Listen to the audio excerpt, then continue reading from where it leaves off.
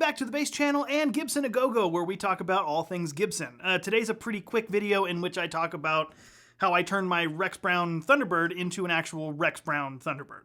Okay, so these are the pickups and electronics that came out of this bass stock, and I was quite surprised to find out that these are not Thunderbird pickups.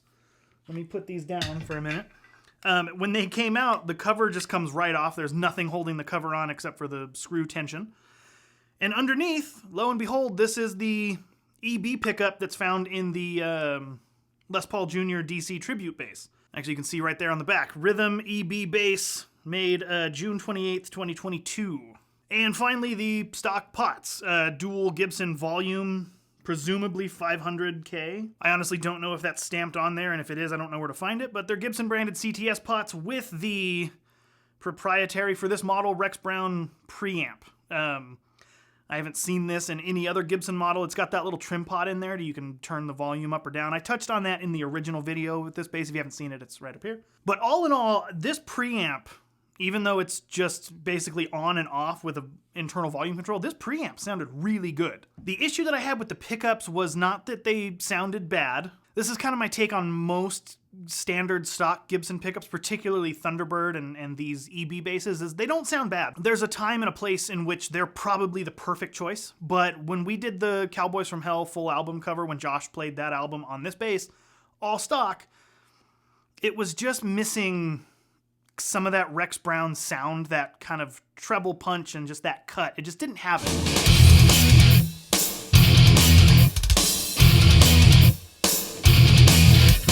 It sounded like a halfway point between what you'd get from a stock T-Bird and being Rex Brown. It kind of met right in the middle, but it just was missing a little bit. So I reached out to my friend Anthony at EMG and asked if he knew which specific model, because I know that Rex is an EMG player, so I asked, which specific model is he using in his Thunderbird? And he responded to me saying that they don't offer it to the public. It's not something that you can go on the website and find and click and buy, but it's something that they can quickly and relatively easily make for me if I'd like to do a video on it. So I said, yeah, and I bought the set and I dropped them in here. So what this is, or what these are, I should say, these are two of the same pickup. This is the TBDCX, and that array of initials stands for Thunderbird, dual coil, X series pickup, or X preamp, because the preamp is built directly into the pickup. And then beyond that, it's just volume, tone. There's no push-pull, nothing fancy. It's jazz controls down here. So I did an A/B test of the fully stock electronics, both passive with the preamp disengaged and active with the preamp engaged, side by side with this set of pickups with just the straight VVT. Now, at the time I recorded it, I didn't have cameras rolling because I was sitting at my computer learning the song because I didn't actually know the whole thing. So there's no video of me playing, there's just cool shots of the pickups themselves, so it's very clear which one you're hearing. You're going to hear a direct sample, and you're going to hear a B7K sample that I think sounds pretty damn close to the original, but let me know. So first of all, here is just the dry, no amp, just pickups, straight to your ears.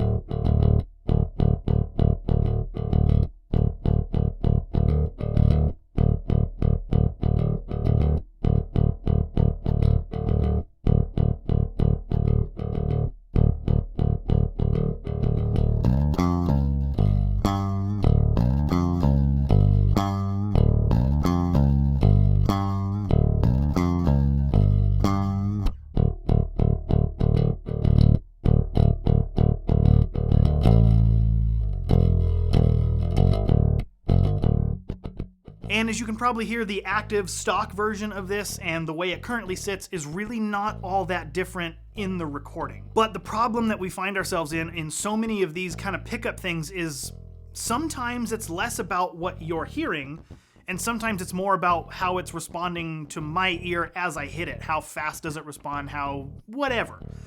So sometimes the difference is more felt than heard in the recording that's already been done. And it kind of seems like that's the case here. When I play it now, I like the way it responds better. But when I listen back to it, it's like it's not night and day. They're pretty similar. Obviously, there's a couple subtle different touches in the top end, and it's not 100% identical, of course. But here is the same tone that you just heard, all three versions of this bass, with that B7K tone that I talked about.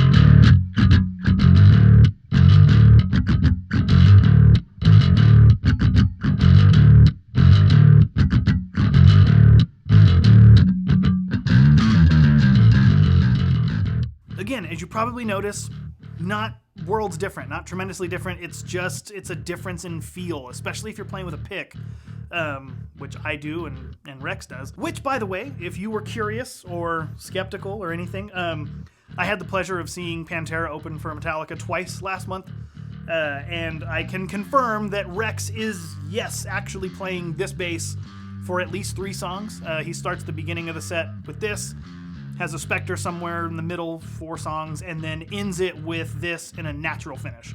So if you have this bass and you want to go this route, I guess there's really 2 options. One, you can reach out to their customer service, and I'm sure if you're really polite, they'll probably special order or custom wind you these.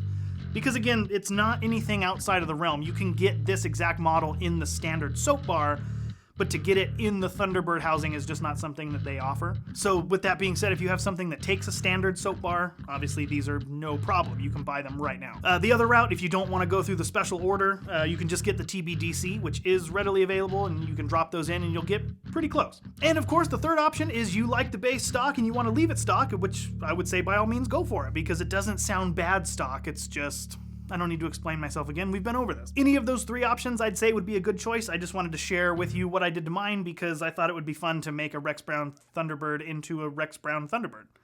And I did it. So here it is. It looks good. It sounds good. The install had some of the same problems that I found with my other T-Bird, in that the cavity was just slightly too narrow, enough to where you just needed to take a razor blade and just take like a millimeter of wood off the side. Then they dropped right in. Of course, these come with the barrel jacks, which you can get stereo barrel jacks if you're a patient person and you're a person who knows how to solder. I am neither. So what I did, I find that I work really hard to avoid working hard. So I widened this hole quite a bit, put a regular jack, hello words, put a regular jack in there with a Les Paul plate. I think it looks pretty cool. And it functions the same. So everything is pretty much the same. The jack goes in the same spot, but the hole in which the jack sits is just a little wider now. It doesn't bother me. It shouldn't bother you because you don't have to play this bass. So anyway, I hope you enjoyed. Thanks for watching. Do all the YouTube stuff, and I will see you next time.